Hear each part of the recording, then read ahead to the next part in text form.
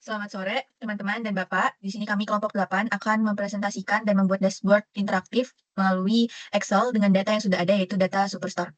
Nah, di sini pertama-tama kami sudah menormalisasikan data Superstore agar siap untuk diolah. Datanya antara lain yaitu orders, product, customer, location, order details, returns, dan people. Lalu langkah selanjutnya yaitu kita menambahkan sheet dashboard yang berguna untuk nantinya kita membuat dashboard. Di sini juga kita bisa, view-nya bisa kita ubah agar menjadi kosong seperti ini, supaya nantinya terlihat lebih, nyaman dipandang saat membuat dashboard. Kemudian selanjutnya kita akan membuat pivot table, kita akan menambahkan, sheet baru, beri nama pivot. Nah, untuk membuat pivot table itu yang pertama, kita ke tab insert, kemudian kita, memilih from data model. Nah, di sini nanti existing worksheet dan oke. Nah, pivot table pertama yaitu penjualan berdasarkan, region. Nah, data yang dibutuhkan yaitu region. Region ditaruh di rows, kemudian kita memilih, kolomnya yaitu tahun. Tahun diambil dari order date, nanti akan tergenerate sendiri. Kemudian kita pilih saja tahun, uncheck yang tidak diperlukan. Kemudian untuk value-nya, karena ini penjualan, maka kita menarik data sales.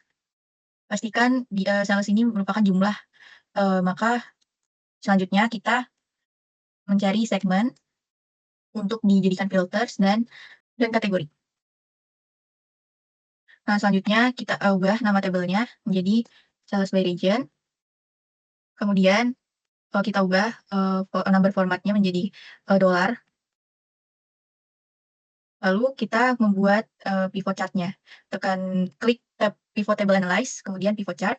Kita di sini memakai, chart cluster. Nah, setelah ini kita, tambahkan judulnya.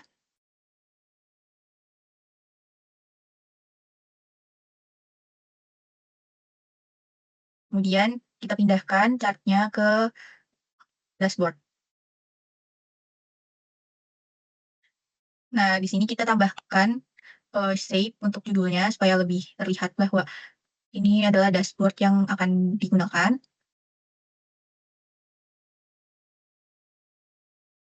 Kita susun aja, kemudian kita tambahkan slicer. Di bagian sini, kita klik chart-nya, kemudian ke Pivot Chart Analyze, kemudian ke Insert Slicer. Kita pilih, segmen, region, state, kemudian kategori dan subkategori. Tinggal diatur aja letakannya supaya rapi.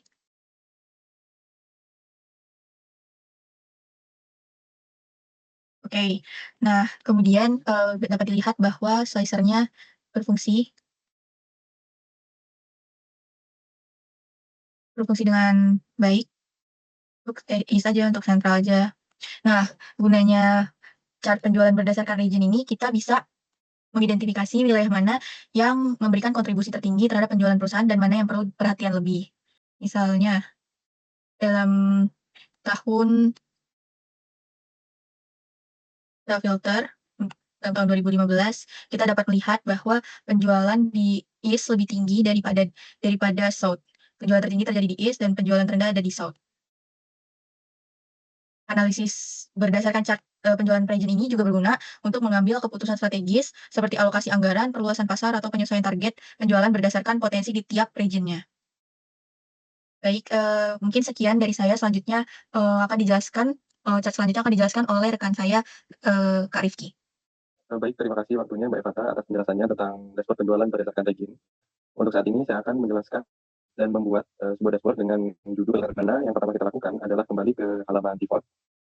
Lalu sini kita pilih space kosong untuk menginsertkan pivot table yang nantinya dijadikan dashboard untuk penjualan berdasarkan kategori. Nah, di sini kita pilih from data model. Kita klik OK di sini. Lalu akan muncul tampilan untuk menginputkan filter kolom rows dan value. Untuk yang adalah country.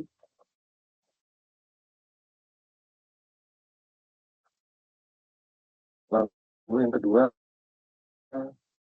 ada save.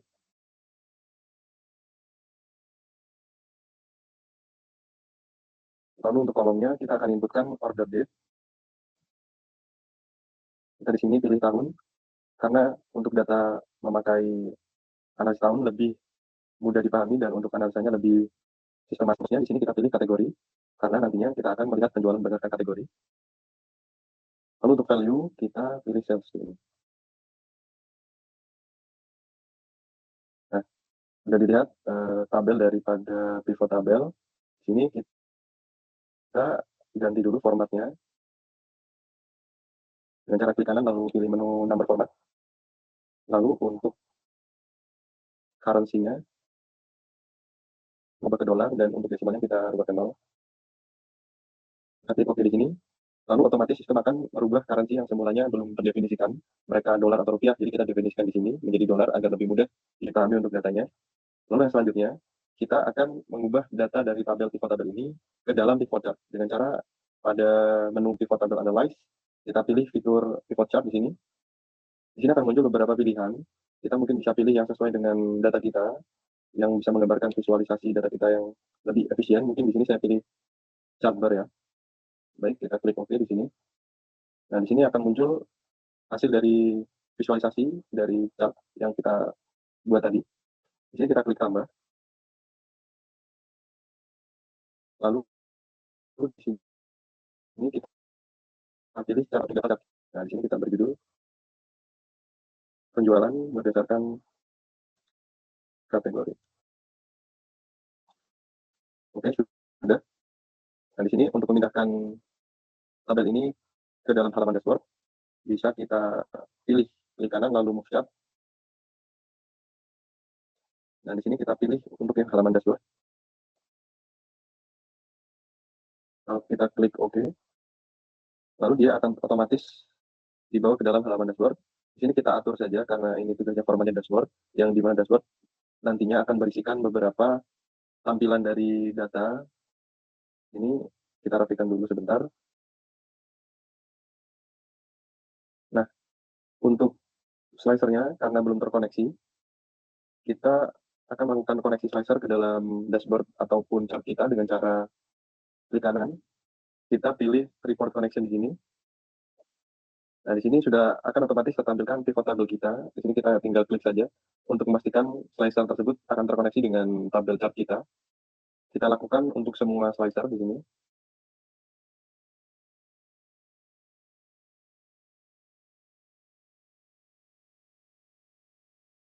Nah, ketika sudah terkoneksi semua, ini saya ingin rapikan terlebih dahulu. Kita coba untuk mensimulasikan apakah slicer ini berfungsi dengan baik. Nah, karena sudah terkoneksi di setiap bagiannya. Nah, untuk dashboard ini adalah menunjukkan kategori dari tahun 2014 dan tahun 2016.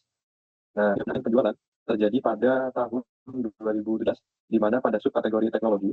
Nah, di sini adalah penjualan terbesar. Nah, dari dashboard ini kita bisa simpulkan beberapa ataupun analisis.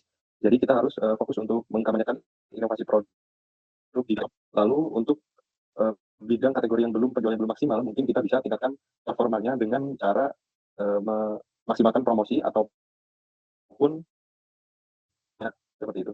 Mungkin itu saja yang dapat saya sampaikan. Untuk selanjutnya mungkin akan dijelaskan oleh Mas Emil. Waktu dan tempat saya persilakan. Baik, terima kasih Mas Rifki. Sekarang saya setelah region dan kategori, sekarang saya akan bikin pivot berdasarkan segmen. Pertama balik lagi ke sheet pivot, insert lagi pivot table from data model seperti tadi. Sekarang karena kita akan bikin pivot table berdasarkan segmen, di dalam rows kita akan memilih segmen, di value seperti tadi sales, di columns order date ya, kita pilih years, dan untuk filter kita ambil country sama state. Nah, setelah kita bikin datanya, kita akan ubah bentuk data ke dalam bentuk pivot chart, dalam bentuk chart dengan pivot chart. Jenis chart yang kita akan pilih, ambil pie chart, 3D pie. Oke. Setelah bikin chart, sekarang kita akan memindah chart itu kepada sheet dashboard dengan move chart dan pilih dashboard.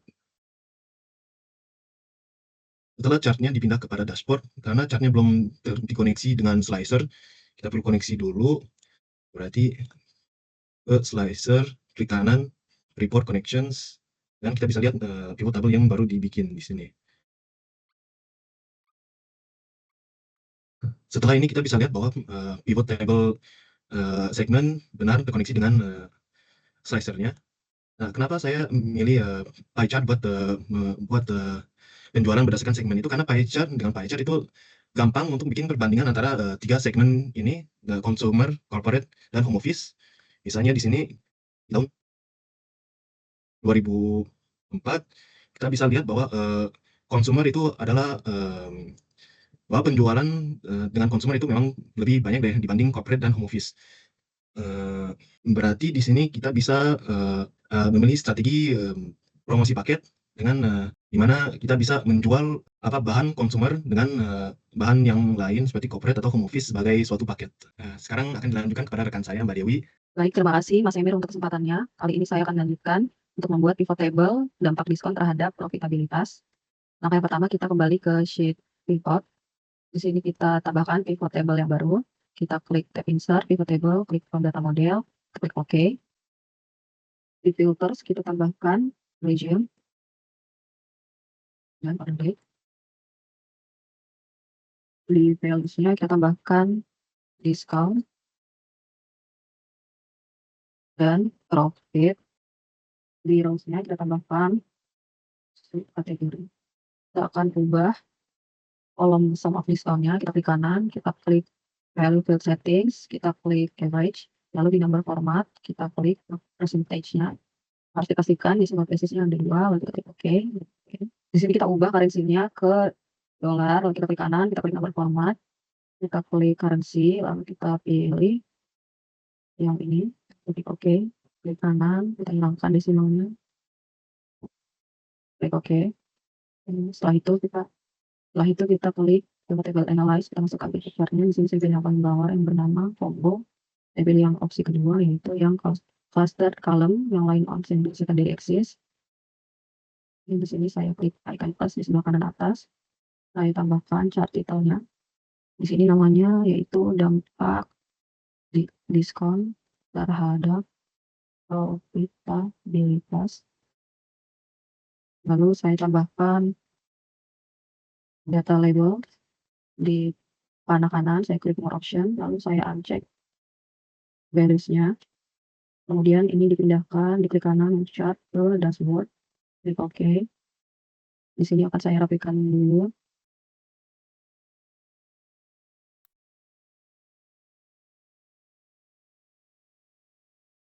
Kemudian untuk membuat analisis kita semakin tajam, kita tambahkan timeline. Klik OK, kita klik order date. Di sini kita akan menambahkan 3 timeline.